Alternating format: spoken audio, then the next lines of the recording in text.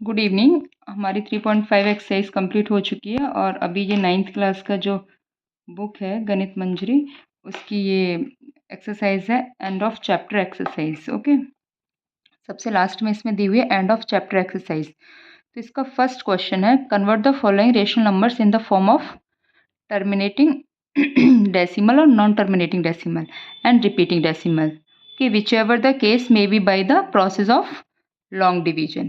किस प्रोसेस से? लॉन्ग डिवीजन प्रोसेस से। ओके, सो फर्स्ट है 3/50, सेकेंड है 2/9। सो डिवाइड करना है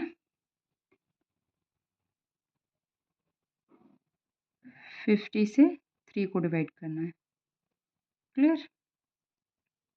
ज़ीरो लगाओगे, पॉइंट लगाओ, पॉइंट लगा दिया। अब जितने चाहो उतने ज़ीरो रख सकते हो। अब एक ज़ीरो ले लिया, 30 लेस है 50 से, फिर भी नहीं जाएगा तो फिर क्या करोगे, एक और ज़ीरो लगाओगे। ठीक है, फिर एक और ज़ीरो यहाँ से लोगे तो ये क्या हो जाएगा 300। तो 5 6 ज़ा 30, सो 50 6 ज़ा 300। नाउ जीरो और ये जीरो, तो रिमाइंडर क्या आया? रिमाइंडर है ज़ीरो। क्लियर? और डेसिमल फॉर्म क्या आई? 3/50 की डेसिमल फॉर्म क्या आई? 0.06। तो ये कैसा है? Terminating decimal. So it is terminating decimal. Clear? Terminating decimal.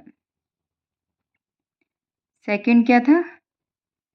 Second है 2/9। 2/9 मीन्स 9 से 2 को डिवाइड करो। ज़ीरो, पॉइंट लगाओ, नहीं जाएगा। आप कितने भी पॉइंट्स लगा सकते हो। 20, सो 9 का टेबल पढ़ो। 9 2 ज़ा 18।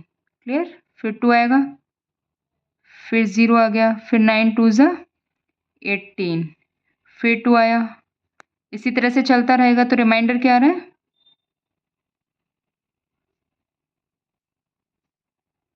2।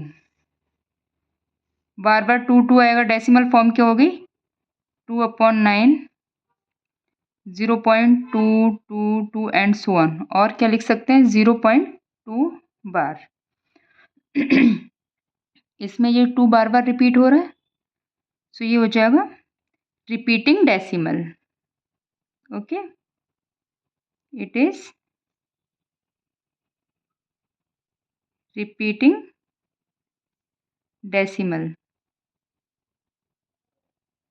क्लियर?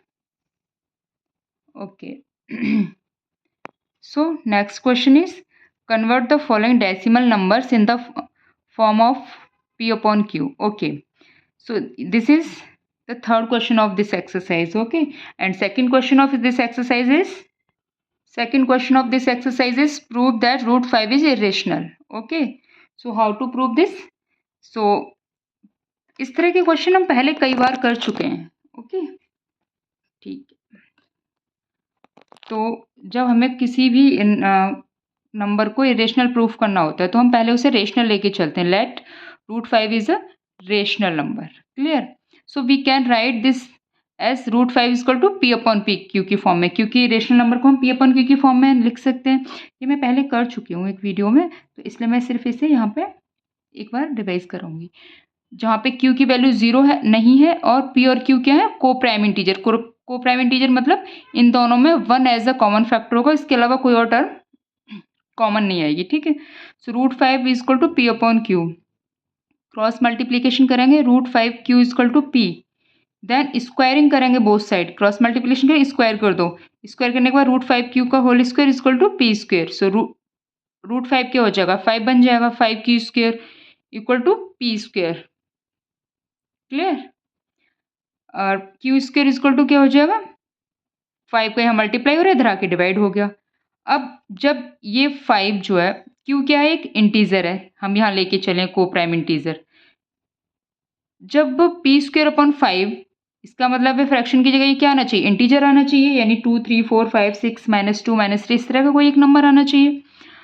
तो इसका मतलब ये हुआ कि जो 5 है ये पी स्क्वायर को डिवाइड करेगा, तभी तो हमें इंटीजर मिलेगा। ये इसे पूरी तरह से डिवाइड कर देगा, मतलब इसका टर्मिनेटिंग आ जाएगा, टर्मिनेट हो जाएगा। डेसिमल में नहीं आएगा लेकिन टर्मिनेटिंग बोलेंगे, क्योंकि डेसिमल इंटीजर नहीं होगा, ठीक है। तो अब जब ये जो 5 है पी स्क्वायर को डिवाइड कर रहा है, मतलब 5 पी को भी डिवाइड करेगा, तभी तो किसी नंबर के स्क्वायर को डिवाइड करेगा, पहले उस नंबर को डिवाइड करेगा। तो जब ये पी को भी डिवाइड कर रहा है जब पी को भी डिवाइड कर रहा है और पी स्क्वायर को डिवाइड कर रहा है, इसका मतलब ये हुआ जो पी है वो 5 के मल्टीपल में आएगा। तभी तो कोई नंबर किसी नंबर को कब डिवाइड करता है, जब वो उसके मल्टीपल में आता है। जैसे 5 किस किस को डिवाइड करता है, 5 10 15 20 25 30, तो ये सब क्या है 5 के मल्टीपल में आ रहा है, तो इन सबको 5 डिवाइड कर रहा है, राइट। सो अब we can write the p is equal to 5r, r is a any other integer, okay. So p को हम कैसे लिख सकते हैं 5r, p को हम कैसे लिख सकते हैं 5r, क्योंकि p क्या है 5 के मल्टीपल में, 5 डिवाइड कर रहा है मतलब 5 के मल्टीपल में, ठीक है। So substituting p equal to 5r, p की जगह 5r रख दो, p की जगह 5r रखोगे तो क्या आ जाएगा, क्यू स्क्वायर इक्वल टू इसमें रखोगे तो क्या आएगा, क्यू स्क्वायर इक्वल 5r का होल स्क्वायर अपॉन 5, सो 5 5 जो 25 आर स्क्वायर अपॉन 5, तब भी 5 आर स्क्वायर आ गया। अब आर स्क्वायर की वैल्यू लो, आर स्क्वायर की वैल्यू क्या है, Q square upon 5, it means 5 divide, जब सेम प्रोसेस इसी तरह तो क्यू भी 5 के मल्टीपल में होगा, जब क्यू भी 5 के मल्टीपल में है, पी भी 5 के मल्टीपल में है, तो 5 दोनों में कॉमन नंबर आ गया। 1 के अलावा एक 5 नंबर भी ऐसा है जो पी और क्यू में कॉमन आ जाएगा। लेकिन हम क्या लेके चले थे, हम लेके चले थे कि पी और क्यू ऐसे नंबर हैं जिनमें को प्राइम इंटीजर है, जिनमें कोई कॉमन नंबर नहीं है। यहाँ पे हम लेके चले थे कि को प्राइम इंटीजर है जिनमें 1 के अलावा कोई और कॉमन नंबर नहीं है, तो ये तो कंट्राडिक्ट हो गया। तो हमारी जो अजप्शन थी कि ये √5 क्या है रेशनल नंबर, वो रॉन्ग हो गई। इट मीन्स √5 क्या है, एक इरेशनल नंबर। क्लियर, आप इसे नोट करके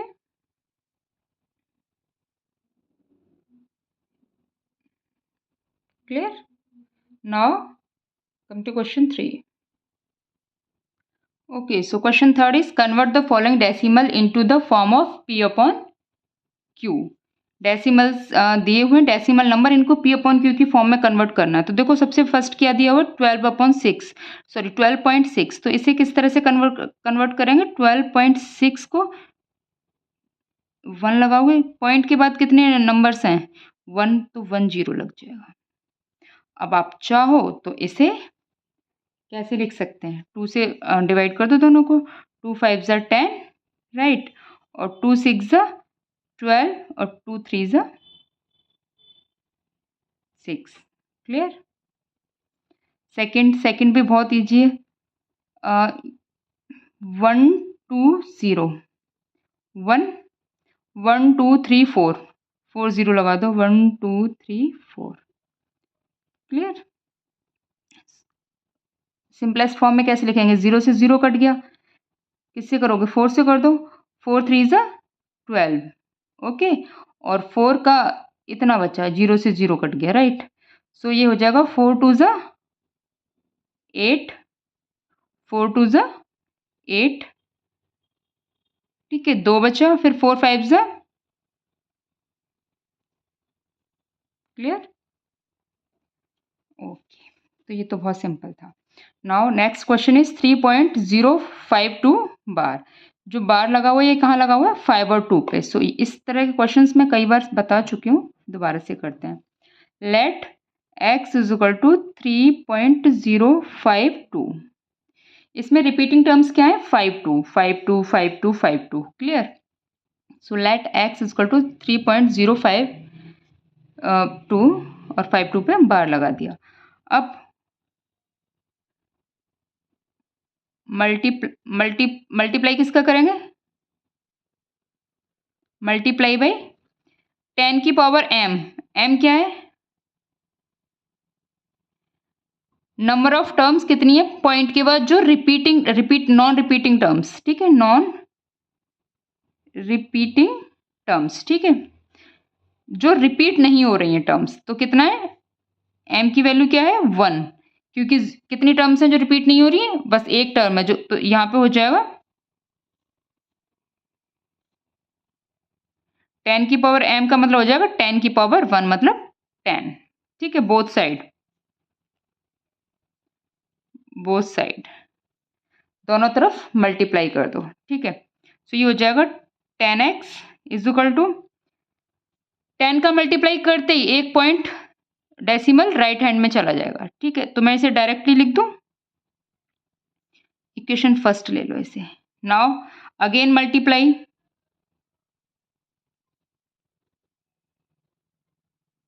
अब किससे करेंगे, 10 की पावर n, जहां पे n क्या है, रिपीटिंग टर्म्स। ठीक है, n क्या है, number of repeating terms. Repeating terms कितनी है यहाँ पे, 2। तो 10 की पावर कितना हो जाएगा, 2 मतलब 100। तो किससे मल्टीप्लाई करना है, 100 से, इन इक्वेशन 1 में। उसमें नहीं करना है, यहाँ नहीं करना, अब यहाँ करना है 1 में। ठीक है, ये याद रखने वाली चीज़ है। तो अब क्या हो जाएगा, 10 में 100 का मल्टीप्लाई करूंगी तो 1000 बन जाएगा, 1000x, और इसमें मैं 100 का मल्टीप्लाई करूंगी तो जो ये डेसिमल है 2 पॉइंट्स और राइट में चला जाएगा। तो मैं डायरेक्टली लिख रही हूँ इसे, क्योंकि अब हम इतने क्वेश्चन कर चुके हैं तो डायरेक्ट लिख सकते हैं। ये तो 5 2 5 2 5 2 इनफाइनाइट टाइम्स हैं, तो इसे तो हम ऐसे लिख सकते हैं। ये आ गया, ये इक्वेशन 2 आ गया। Now subtracting equation 1 from equation 2।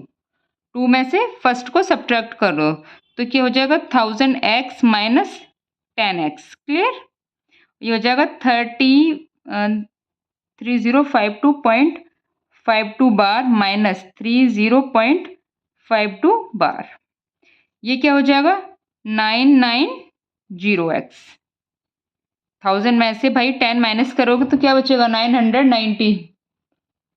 Okay, और यहाँ पे आ जाएगा, 5252 0 हो जाएंगे तो 3052 में से 30 माइनस करेंगे तो क्या हो जाएगा, 3022।